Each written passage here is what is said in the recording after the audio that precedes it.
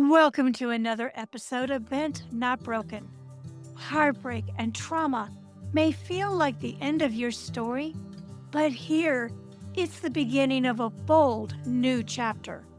I'm your host, Coach Deborah Griffiths, and this is the space where women rise, rebuild, and rediscover their purpose. Remember this truth: you are bent, not broken.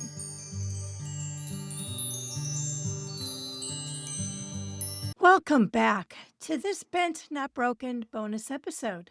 I'm Coach Deborah, and today I want to take a few moments to go deeper into the powerful conversation I had with award-winning author and survivor Mia J. Hanks. If you haven't listened to the full episode yet, I encourage you to go back because Mia's story is one of courage, clarity, and the quiet strength it takes to walk away after nearly 3 decades with a covert narcissist. Today's bonus episode is about understanding what we often can't see while we're in it, and what survivors need to know as they begin their healing. I'm breaking this down into several segments with some coaching tips thrown in. Segment 1: When love feels like ownership. One of the most striking things Mia said was, "I hadn't been courted. I had been acquired." That line hit so many listeners because it reveals a truth survivors often feel, but they cannot name. Covert narcissists don't choose their partners, they collect them. They love the idea of you. They love what you can provide. They love how you make them look. But they do not love in a way that honors connection. Tip number 1: name the dynamic, not the emotion. Instead of asking, "Why wasn't I enough?" ask, "Was this love or was it control?" Reclaiming your narrative starts with telling the truth about what really happened. Segment 2: the perfect partner illusion.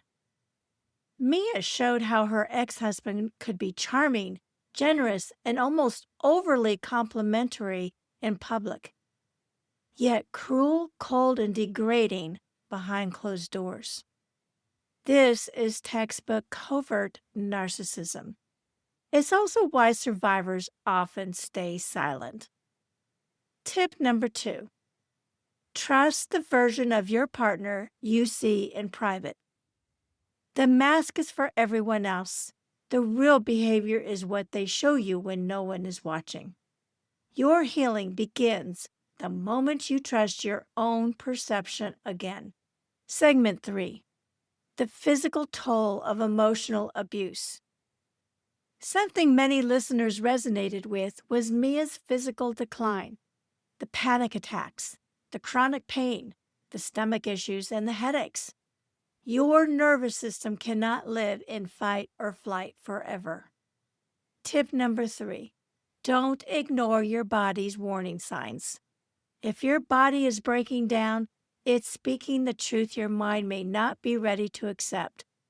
Ask yourself, if my best friend were living with these symptoms, what would I tell her? You deserve that same compassion. Segment number 4: rebuilding after the escape. After 30 years, leaving wasn't simple, it wasn't quick, and it wasn't painless. But it was possible.